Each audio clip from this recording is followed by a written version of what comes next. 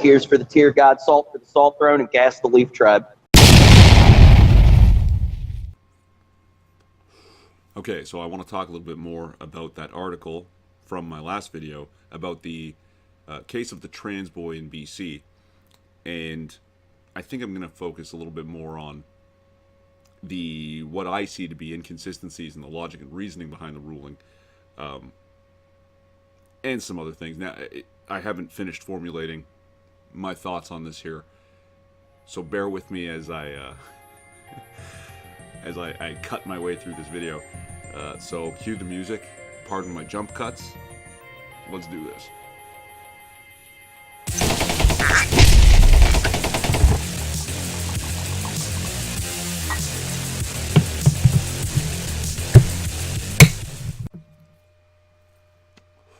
So a couple of details. The boy, yes, I am going to refer to him as a boy because I don't know if I committed a hate crime in the last video. Referred to as AB, just the initials, he's a minor. His parents are separated, and I don't have the details as to whether they're separated prior to this being an issue, around this issue, whatever, but they're separated and have joint custody. The boy and his mother were prepared to begin testosterone injections last summer. His father objected, citing the need for more time to examine the implications of such a move. Sounds reasonable to me. But the written decision by BC Supreme Court Justice Gregory Bowden said he was satisfied AB understood the benefits and risks of treatment, and that postponing treatment further could result in AB, who had previously attempted suicide, trying to harm himself again. Now, I think this statement is terribly inconsistent, and I could be wrong, so let's examine where I'm coming from here. A person who has gender dysphoria and is suicidal, we seem to just attribute the suicidal tendency to the gender dysphoria. Okay, let's just assume that that's correct for a minute.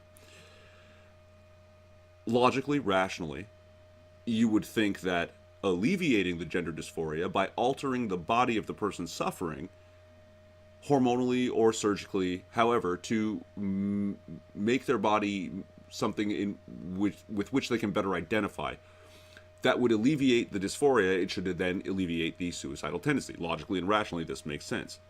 The problem I have with this is that a person who's drawn the conclusion that their best path is to take their own life, I don't believe is a person who's thinking logically or rationally, if for no other reason than they've settled on a permanent solution to a temporary problem. Now hold on. Someone trying to say, oh, but gender dysphoria is not a temporary problem.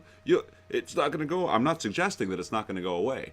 I'm suggesting no one lives forever. Life is a temporary problem. So, this person who's not thinking logically or rationally is somehow fully capable at 14 years old of understanding the benefits and risks of treatment? What? Am I way off in questioning this? Right, someone's going to have to explain this shit to me if I'm wrong, because, man, I really don't feel wrong about this. I really don't. Alright, okay, I'll be back. So a little bit more about the suicide attempt. In an affidavit to the court, the mother previously wrote, "If his treatment is put on hold, I am terrified that AB will conclude there is no hope and will take his life." And I understand that, right? And I'm not going to say that this is a kid having a tantrum. The whole, like, if I don't get my way, I'm going to kill myself. I seriously doubt that's what's happening.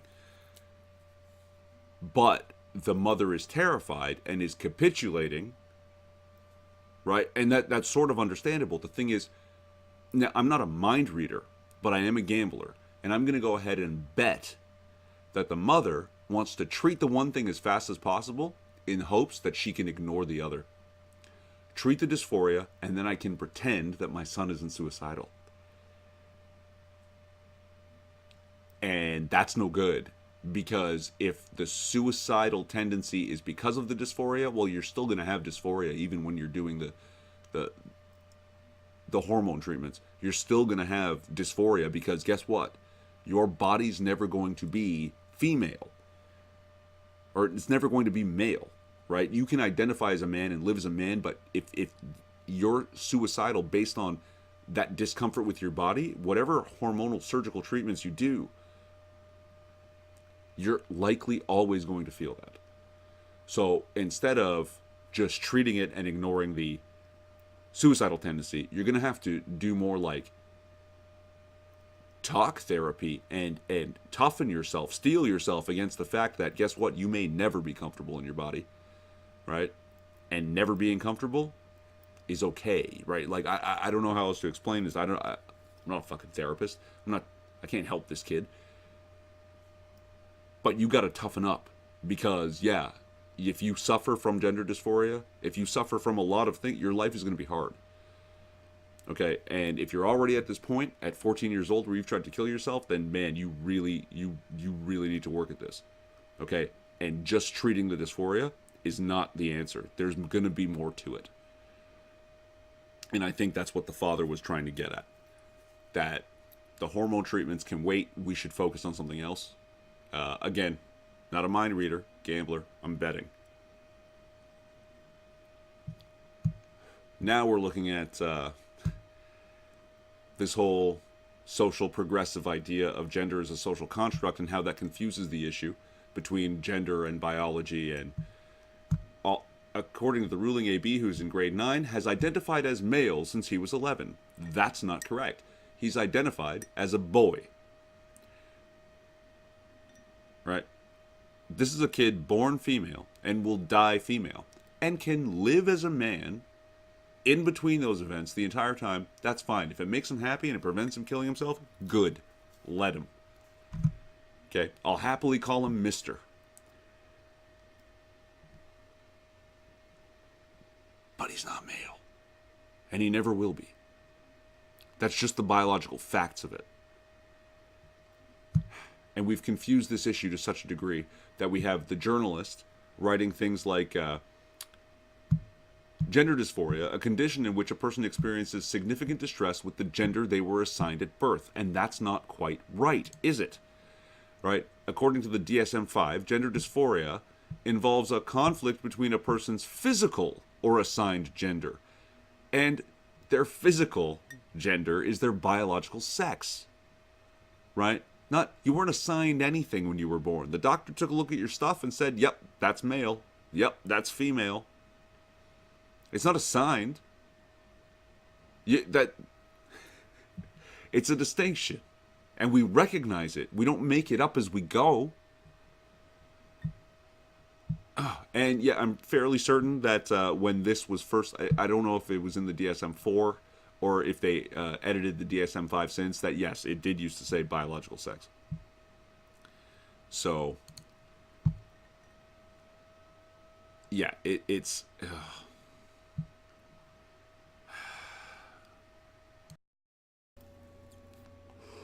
And now we come to, I'm not sure how to pronounce her name, Elizabeth Soyek?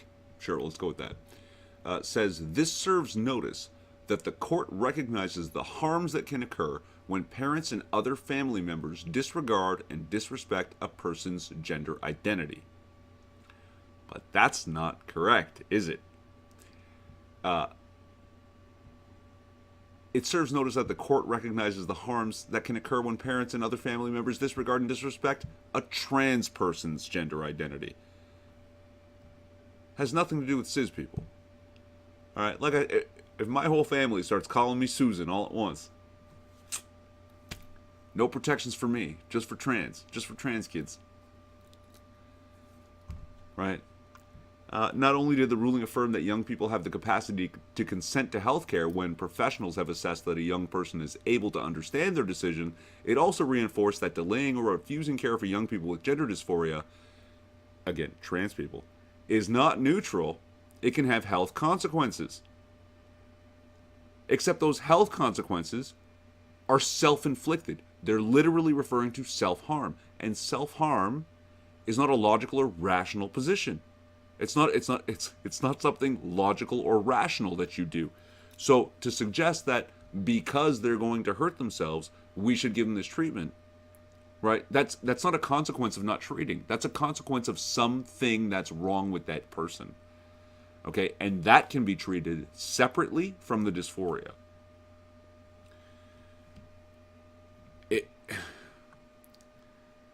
Now, I've looked at the comments on this article. I'll link this article. I'm going to link the DSM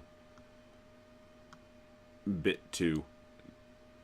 Most of the comments on this, from what I've been reading, are all basically with me here, right? Someone basically summarized my last video in about 5-6 lines here, and then went real far to call fucking liberals and the judge Nazis.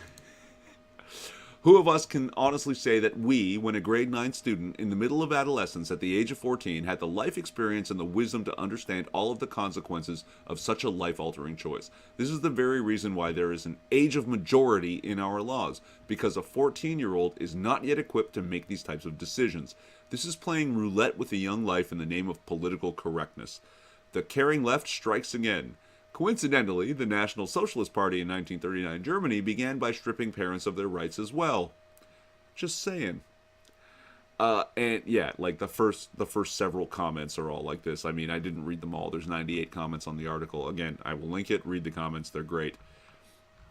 But I mean, this is just the inconsistency, and it's based on not actual science. It's based on the progressive culture seeping in and trying to legally define what is true without the backing of science. And like, you can't legally declare that 2 + 2 is 5. I mean, you could do it, but how ridiculous is it to legally declare that 2 + 2 is 5? So someone who says 2 + 2 is 4 is committing a crime. And if you try to show somebody, if you try to sit them down and say, look, here's 2, right, and go through the math and explain it, that is also a crime. Like, it's so ridiculous. And that bit that I did go through in the last video about the shall be considered to be family violence, right? Any attempt to persuade AB to abandon treatment or references to AB as a girl or using female pronouns shall be considered to be family violence, right? But again, this only applies to trans people. Right? Now, I just found some crazy tweet randomly, which is wonderful, because you have this guy with a check mark on Twitter saying, though I love my son, I now know myself well enough and know the challenges of parenting well enough to say that having a kid is probably my biggest life regret. Wife concurs. Okay, he's tweeted this to how many tens of millions of people are on Twitter? And he's saying publicly, son, I love you. But we would have been better off aborting you. What? If this man was in BC, do you think for a second that this would be family violence? Not if the boy is cis. All these inconsistencies, they're all based on this. What do you call this? When something is bleeding in and tainting the facts. I'm not sure the word for it, but yeah. The social progressive people have put these ideas out there, and it's tainting the journalism, it's tainting the legal proceedings, right? That even the father had a couple of other medical professionals sign affidavits trying to say these are the reasons why we shouldn't go forward with this right away. We should examine it further. And the judge dismissed them basically because they hadn't examined the kid. Right? So what you have in the medical community about this is people who are very pro, let's do it, and very slow, let's work it. Let's take our time with this. Because we're not sure all the long-term implications, and there's not a lot of evidence to suggest that this is actually going to solve the problem. But we can just dismiss that because social justice, progressivism, hooray. This is a bad video. Thanks for watching. If you're still here, cheers.